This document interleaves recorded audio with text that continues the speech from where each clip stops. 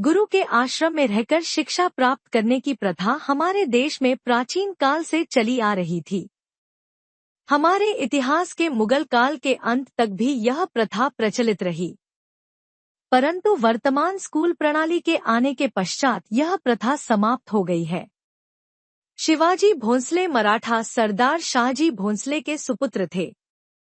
क्योंकि शाहजी भोंसले तो बीजापुर सुल्तान के दरबार में एक सामंत थे, उनका अधिकतर समय युद्ध लड़ने में ही व्यतीत होता था। अतः शिवाजी का बचपन अपनी माता जीजाबाई की देखरेख में ही बीता था। वह उसे शिवा कहकर पुकारती थी। शिवाजी समर्थ गुरु रामदास जी के आश्रम में विद्या प्राप्त कर रहे थे। गुरु रामदास तथा उनके अन्य शिष्य भी उन्हें शिवा कहकर ही बुलाते थे। एक दिन गुरु रामदास ने अपने शिष्यों की परीक्षा लेने का निर्णय लिया। उन्होंने उदर में पीड़ा होने का बहाना किया तथा उच्च स्वर में हाय हाय करने लगे। उनका स्वर सुनकर सभी शिष्य उनके पास आ गए तथा उनसे पीड़ा का कारण पूछा।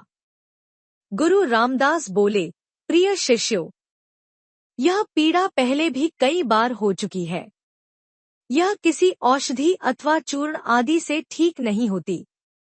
इसका एकमात्र उपचार है सिंघनी का दूध। अतः कहीं से यह दूध लाने का प्रबंध करना होगा। सिंघनी का नाम सुनते ही सभी शिष्य भयभीत हो गए, परंतु शिवाजी आगे बढ़कर बोले, गुरुवर, मैं लाऊंगा सिंघनी का दूध आपके लिए। ऐसा कहकर वे एक बर्तन उठाकर निकटवर्ती वन की ओर चले गए। एकाएक आकाश में काली घटा छा गई तथा मूसलाधार वर्षा होने लगी। शिवाजी वर्षा से बचने हेतु पेड़ों के एक बीहड़ की ओर भागे।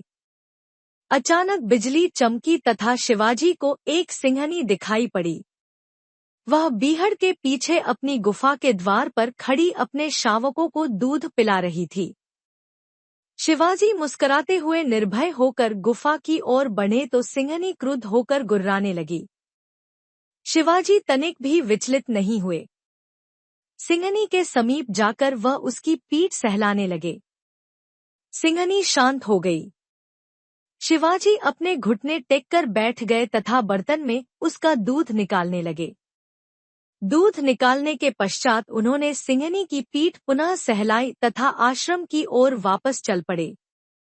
आश्रम में लौटकर वे गुरु रामदास के समीप गए और बोले, गुरुवर, मैं आपके लिए सिंघनी का दूध ले आया हूँ, आप इसे पी लीजिए। शिवाजी के अदम्य साहस तथा गुरुभक्ति से गुरु रामदास गदगद हो गए। उन्होंने शिवाजी को गले लगा लिया तथा मुस्कुराते उन्हें हुए आशीर्वाद दिया, वत्स, तुम तो दुष्यंत पुत्र भरत के समान वीर हो।